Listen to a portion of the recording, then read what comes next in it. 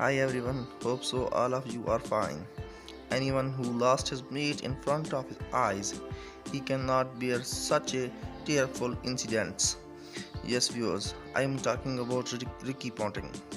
Ricky Ponting paid tearful tribute to his one of the best friend and all-time teammate.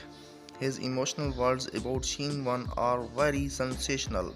Yes viewers, he said that we played together as teammates for almost 12 years, and he always impressed me with his attitude and class.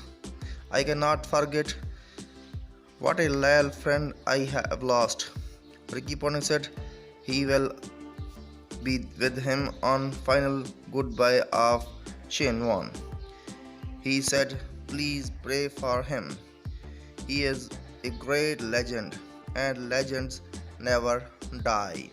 Thank you for watching our video.